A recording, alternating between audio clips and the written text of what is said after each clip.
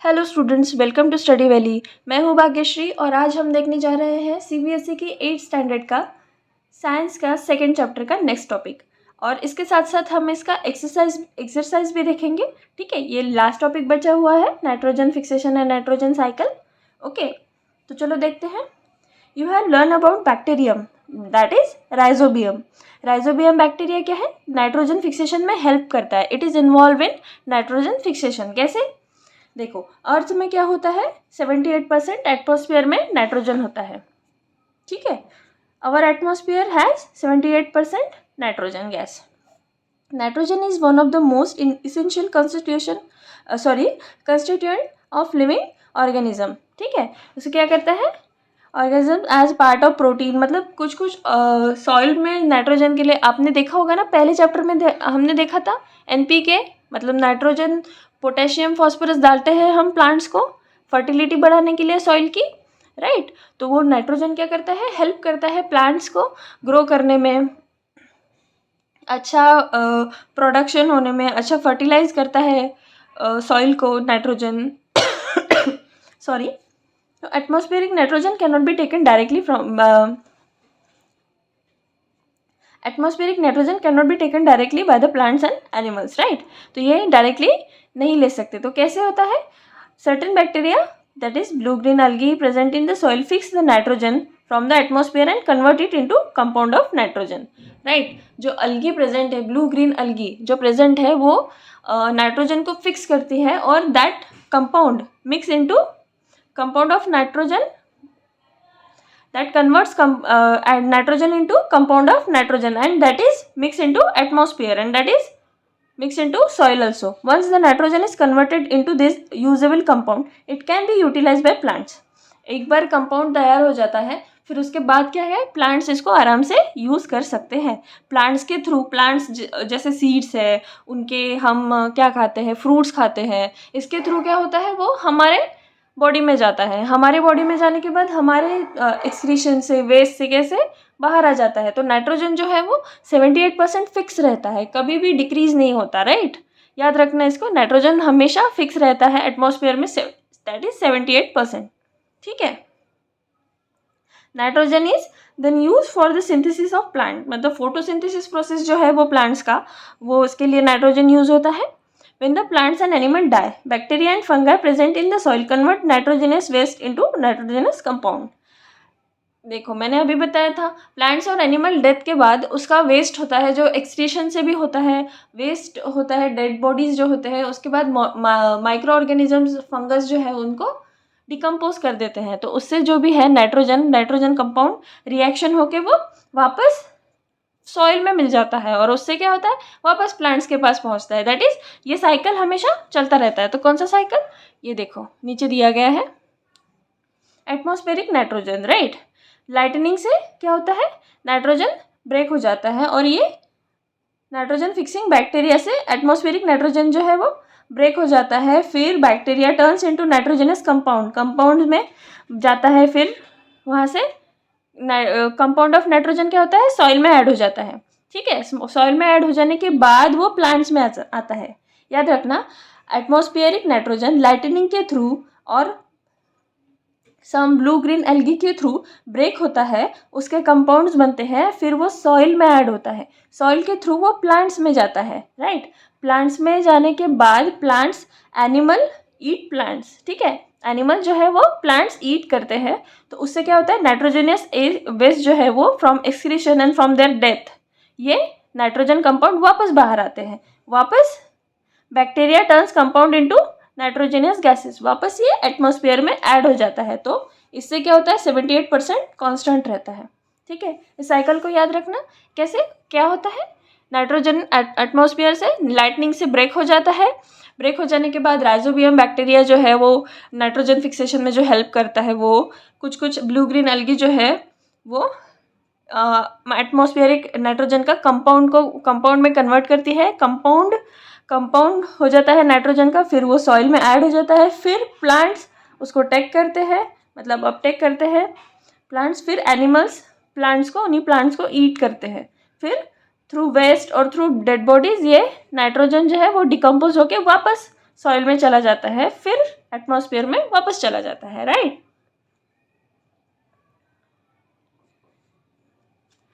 चलो यहाँ पे हमारा चैप्टर खत्म होता है। नेक्स्ट हम देखते हैं exercise. Fill in the blanks. Micro organism can be seen with the help of what? Microscope. Micro organisms naked eye से तो नहीं दिखते हैं ना, तो कैसे दिखते हैं? With the help of microscope. Blue green अलगी fix nitrogen directly from the air. अभी हमने पढ़ा ब्लू ग्रीन अलगी जो है वो fix nitrogen directly from the air and enhance fertility of soil. Alcohol is produce with the help of east. हमने देखा कल के वीडियो में, हमने देखा था लास्ट पार्ट वन में हमने देखा था कि ईस्ट की हेल्प से प्रोडक्शन जो है वो अल्कोहल का होता है, right. Cholera is caused by क्या? Bacteria. Cholera is caused by bacteria, right. Tick correct answer. Yeast is used in the production of क्या? अल्कोहल। हमने यहीं पे पढ़ा yeast is used in the production of alcohol. Okay, the following is an antibiotic. क्या है antibiotic इसमें की? ये तो बैक्टीरिया है, सोडियम बाइकार्बोनेट। ये तो क्या है बताओ? Washing soda, right. अल्कोहल भी नहीं है, ईस्ट भी नहीं है, तो क्या है बचा? Streptomycin. Streptomycin is antibiotic, okay. Next, carrier of malaria causing protozoan is female Anopheles mosquito. Okay, carrier of malaria causing protozoan is female Anopheles mosquito. Most of the common carrier communicable diseases house flies. हमने पढ़ा ना कल, house flies के पैरों पे जो है micro organism छोटे छोटे चिपक जाते हैं, फिर वो हमारे खाने को जाके दूषित कर कंटामिनेटेड कर देते हैं खाने को, right. The bread or idli dough rise because of yeast growth in the yeast cell, right? Growth in the yeast cell. The process of conversion of sugar into alcohol is called as fermentation, right? Process of conversion of sugar into alcohol is called as fermentation. Next देखते हैं match the pairs. Bacteria क्या है? Cause malaria, causing cholera. Causing malaria क्या है? Protozoa, हमने अभी देखा, right. तो बैक्टीरिया क्या है? Causing cholera. राइजोबियम क्या? हमने देखा ऊपर फिक्सेशन नाइट्रोजन फिक्सेशन में हेल्प करता है, तो ये ए, राइट। लैक्टोबैलिसिस ये क्या है? Setting of curd. लैक्टोबैलिसिस क्या है? Setting of curd. Yeast baking of bread. Protozoan क्या है? अभी हमने देखा malaria, causing malaria. Virus causing AIDS, producing antibodies. No, it's not producing antibodies, this is causing AIDS, right. ठीक है, चलो देखते हैं next question. Can micro organism be seen with the naked eye? If not, how can they be seen? Micro organism naked eye से दिखते हैं क्या? नहीं, micro organisms are very small. चलो इसका आंसर ढूंढते हैं हम।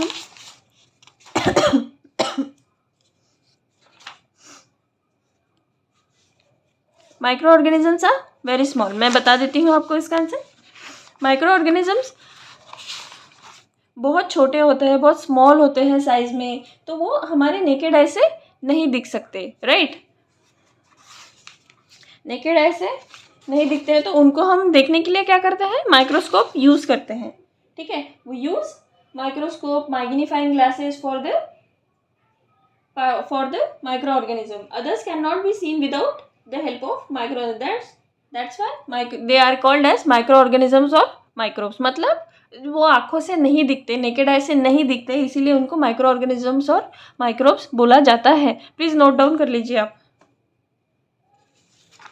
यहाँ पे दिखा है, ठीक है। Micro organisms are too small and they are not visible with the unaided eye. They can be live in the all kinds of environment, ठीक है। माइक्रो ऑर्गेनिजम्स बहुत छोटे होते हैं, इसीलिए अनएडेड आई से नहीं दिख पाते, इसीलिए हम माइक्रोस्कोप का या फिर मैग्नीफाइंग ग्लासेस का यूज़ करते हैं। ठीक है, चलो next, what are the major groups of micro organisms? क्या क्या ग्रुप्स हैं? ठीक है, bacteria, fungi, protozoa and some algae. ठीक है, bacteria, fungus, protozoa and algae, right, याद रहेगा। And some viruses also, bacteria, fungi, protozoa and some viruses. Okay, name the micro organism which can fix atmospheric nitrogen. हमने क्या पढ़ा अभी nitrogen fixation में? क्या यूज होता है? ब्लू ग्रीन अलगी और क्या? राइजोबियम, राइट, राइजोबियम और blue green algae nitrogen fixation में हेल्प करता है। नेक्स्ट देखते हैं, write 10 lines on the usefulness of micro organism in our life. ठीक है, जो माइक्रो ऑर्गेनिज्म के गुड यूजेस है, मतलब जो हेल्पफुल माइक्रो ऑर्गेनिजम्स है वो हमें इसमें लिखना है। तो माइक्रो ऑर्गेनिज्म क्या करता है? सबसे पहले बैक्टीरियम, लैक्टोबायलसिस, वो कन्वर्ट मिल्क इनटू कर्ड। ठीक है,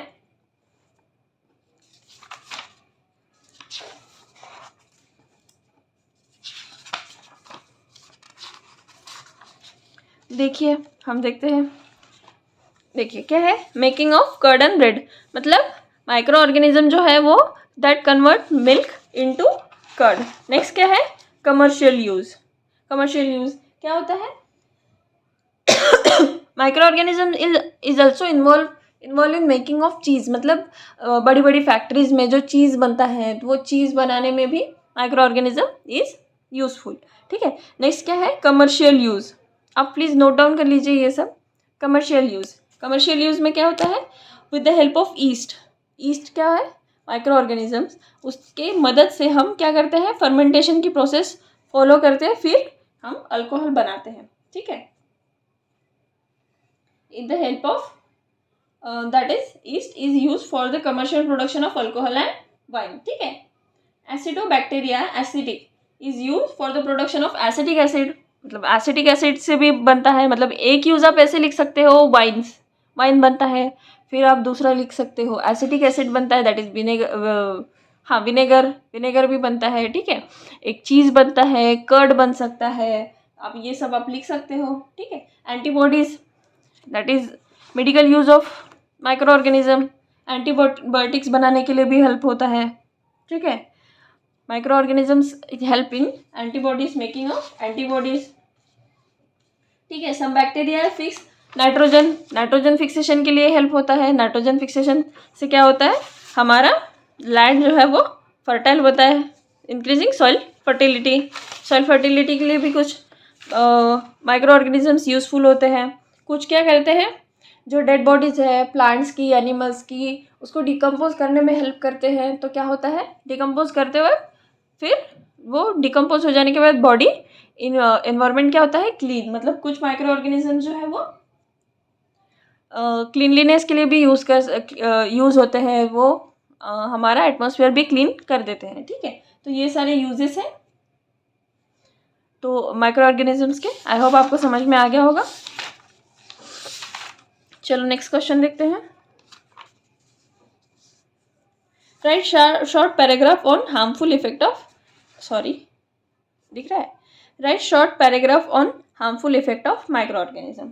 हार्मफुल इफेक्ट क्या है माइक्रो ऑर्गेनिजम्स के? ठीक है, खाने पे बैठ जाते हैं तो हमें बहुत सारे डिसीज़ हो जाते हैं। Okay,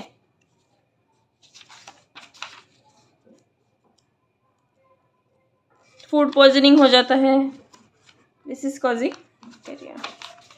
these are the harmful micro organisms.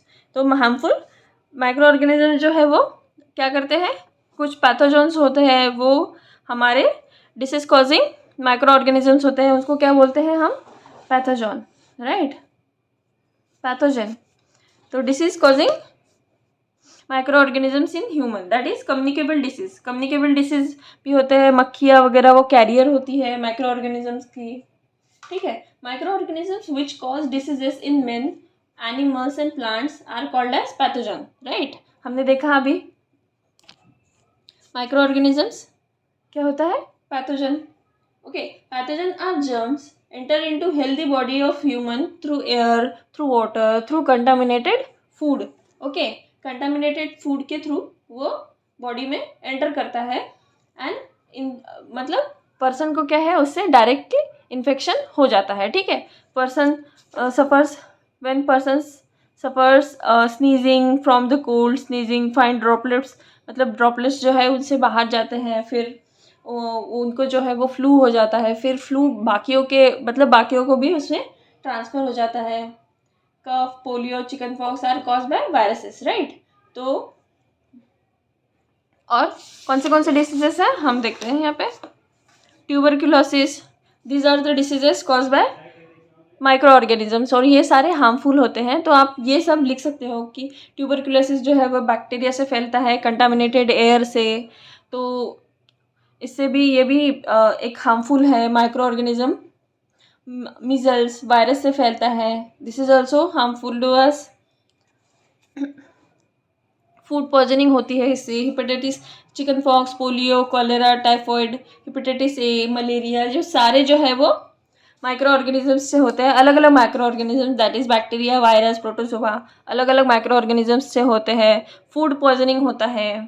ठीक है, ये these are the harmful effect of micro organisms, right. Next question.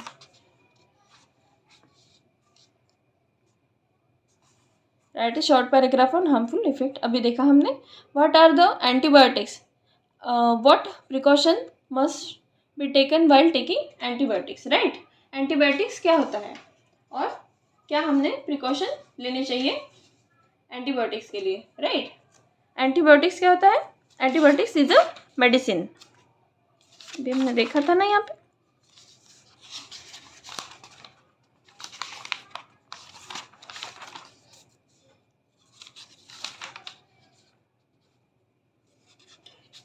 देखिए ये यहाँ पे है.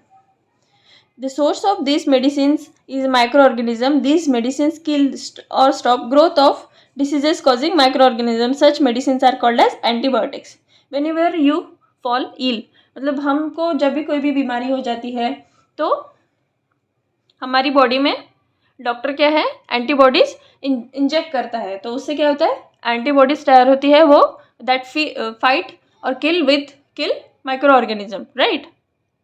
ठीक है, तो एंटीबायोटिक्स क्या है? Antibiotics are the medicine which kill और stop the growth of disease causing micro organism such medicines are called as antibiotics, right. The antibiotics are manufactured by growing species of organisms, right, and are used to cure variety of diseases, right. ये भी है. Antibiotics क्या होता है? Micro organism से बनता है और बहुत सारे डिसीजेस को क्योर करने में एंटीबॉडीज हेल्प करती है. But this is important to take care using, this is very important to take care while using this antibiotics, right. It is important to remember that antibiotics should be taken only on the advice of qualified doctor. Okay, ये next question का answer है. ये पूरा paragraph आप लिख देंगे तो भी सही है. It is important to remember that antibiotics should be taken only advice of doctor. Okay, and also you must complete the course of prescribed doctor. सिर्फ उतना ही लीजिए जितना डॉक्टर ने कहा है और पूरा का पूरा आप कोर्स कंप्लीट कीजिए.